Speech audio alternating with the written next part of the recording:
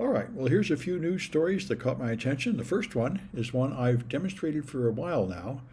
If you go to the Gemini chatbot and you ask this question, a man and a dog are on the bank of a river. He has a boat that can carry two beings. How many trips will it take to transport the man and the dog to the other side of the river? Gemini will give you a ridiculous, stupid answer. The man crosses alone, the dog crosses alone, the man crosses back, man and dog cross together, and that's 3 trips, which is ridiculous, of course. And this shows that this chatbot does, it's not understanding the question and it's not understanding the answer. It's just finding pages on the internet in its training data that look like this question that are more complicated. And so I showed them that, but one of my students tried ChatGPT. And ChatGPT now gives the right answer. This is new. Used to be, as far as I know, none of these worked. But if you ask it, ChatGPT, the same question, it will tell you the man and the dog get in the boat together and cross the river, now you're done, which is the right answer. So the new ChatGPT is smarter. And if you go to Claude, Claude is Amazon's AI, and you ask it the same question, and again, this seems to have some algorithm to break it into steps, which is a way to make these things more accurate to solve. So there is a man and a dog. They have a boat. The boat needs someone to row it. They need to cross the river. Since the boat needs someone to row it, the dog can't row. The man must make every trip. Therefore, the first trip, the man and dog go across together. Done. So this is like really showing a good job of showing it went through steps that made sense. It appears to have understood a little bit. So they do seem to improve quite a lot. So that's interesting. All right. Another thing a student pointed out to me today, I taught the secure coding class, and they were running the OWASP Zap scanner to find vulnerabilities. And the student said, why don't you use Burp? And I said, Burp doesn't do vulnerability scans. And he said, yes, it does. And apparently it does. If you get the pro version, you can do vulnerability scans inside Burp. So this is very interesting, and I didn't know it. And I'll have to learn this and add it to my classes. So that was a good finding. So the United States, Biden's making an executive order to stop data brokers from selling data, American data, to other countries like China. This is a strange thing to do. I mean, China, Cuba, Iran, North Korea, Russia, and Venezuela. I guess we don't want those people having our data. I don't know what they're going to do with our data. I don't think, it seems to me like most of the harm done by our data is done by American companies with our data. But anyway, they've decided to limit it. Let me just check if there's comments, and if there aren't any. Okay. So we're going to have that restriction for whatever good that will do us. And China, this is what they do. They make deep fakes, and they try to mess with our election through propaganda, which is not targeted, at least not very well yet. Maybe if they had a lot of data, they could target it more. But here, what they did was they're trying to say that U.S. Senator Rubio is on bad terms with Trump. So what they did was they made deep fakes of people talking, which apparently are pretty good. But for the content, they took articles about Trump fighting with Ted Cruz and just replaced Ted Cruz with Marco Rubio. So now even though Marco Rubio is from Florida, these articles claim he's from Texas like Ted Cruz and so on. So as most of the Chinese propaganda, it's pretty easy to spot because they make simple mistakes like that. I suppose connected to the language barrier, I'm not really sure, but they tend to make ridiculous errors in their propaganda videos. So Microsoft is going to have new AI agents specialized to tackle employee tasks. So they are claiming you can replace employees with AI now, which is something people have been talking about, but they haven't done it. So they provide a no-code interface for building task-specific AI agents. So these are applications that combine large language or vision models and conventional automation frameworks to do something like process a sales lead without human interaction. So this does seem like a promising area to go. Second article I've seen today about it, about something that takes a conventionally coded deterministic program and combines that with an AI. And like I say, that what we saw Claude do. looked like this. It took the problem and it broke it into steps and small concepts, and then it analyzed them one by one, increasing its accuracy. So we'll see. They hope it will automate entire departments. So this is exactly what everyone's been worried about. You're actually going to replace staff with AI, and we'll see what happens.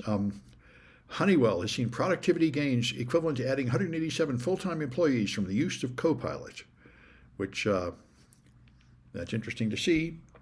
I wonder how else it's going to be. I remember the huge rush towards outsourcing all your people to foreign countries years ago, and how that really didn't turn out to save as much money as you thought. But I guess we'll see. Microsoft offerings have been the strongest in AI, in my opinion, and this will probably be another strong one. So there's a rule to have a plan to force all the phones to unlock within 60 days of activation so you can move to a different provider. And this will mean you're not locked into like a 1 or 2 year contract. And the phone companies hate it. They say if you don't let us lock people into a 1 or 2 year contract, then we'll have to charge more for the phones up front. But of course, then the customer could choose a cheaper carrier. So they're fighting about it. That's interesting. It's a proposed rule, and it hasn't taken effect yet. So they're having comments. We'll see what comes of that. And this I thought was very interesting. Trump got a supposedly unhackable phone. I heard about it last week. And the phone uses an operating system based on Green Hill's operating system, which is used for fighter jets. And they have an interview with the person who owns this, Jan O'Dowd, who I think I've heard of before. And he actually claims his operating system is unhackable, which I saw a quote from Bruce Schneier, a famous security professional, saying what almost any security professional would say is never call anything unhackable.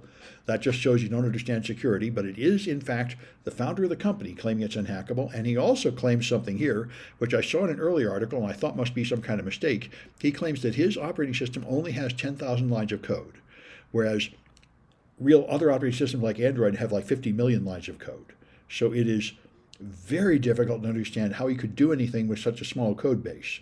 If it is that small, then it's understandable how he can make it very secure. But how he can make something so small is highly hard to believe. And anyway, O'Dowd is a Caltech graduate with a passion for extreme security, and he's made this operating system that's used for fighter jets and is extremely secure.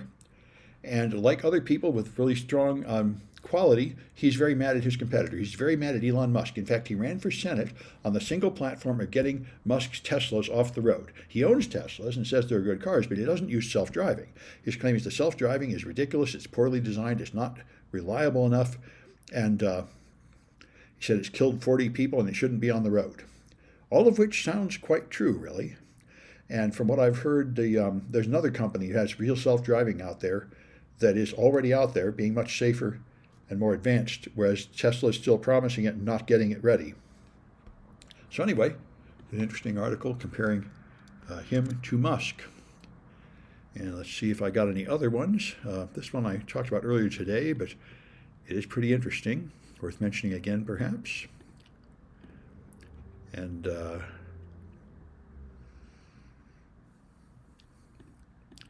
yeah, these may be worthwhile. All right, so Microsoft is going to have ARM. It already has now ARM-based virtual machines, cloud machines on Azure, which is very interesting. And I would like to know what operating system they run because there is no Windows Server for ARM. So I guess they must be running Linux, which it seems to me would embarrass Microsoft. But anyway, I'm glad to see ARM coming. I've heard about this for years. ARM is expected to become the dominant processor on servers because it saves a lot of power and heat. But you do need to have the operating systems. Now, Linux has been ready for ARM for a while, but Windows 11 can run on ARM, but it's the only version of Windows that can. There is no version of Windows Server on ARM, although Server 2025 has an early, very limited beta that runs on ARM. So Microsoft is developing a Windows Server for ARM, but it's not ready yet. San Francisco's Muni rail system is using computers from 1998 running on floppy disks, so they finally decided to upgrade it. This is true of a lot of American infrastructure. Critical infrastructure of all kinds runs on vastly outdated computer systems because they operate on a different time scale. When somebody's putting up a sewage treatment plant or a water plant or an electric power generation facility, they expect to build the stuff and use it for like 40 years. They don't expect to keep having to replace the computers every few years. So, of course, after a while, the computers are very badly out of date because computers go out of date so fast and critical infrastructure lasts so long. So this is a fundamental problem with OT security, operational technology security, and I'm having to do some work on this for my consulting, and I've taught a short class about it at least once or twice now, twice I think. It is a hot issue, how to secure this critical technology, when the problem is that it's got different priorities, which don't include normal computer security, and it's always running on really old, weak equipment. This company, 37 Signals, claimed that they quit using Amazon Web Services and bought their own server and maintained their own hardware, and they got about $2 million of savings in the first year, more than enough to cover all the hardware they had to buy. So that's interesting, and I would think probably true, because Amazon is famous for having the most expensive cloud services. Azure is supposed to be much cheaper, and I think Google Cloud is much cheaper. Anyway, that's it for the news.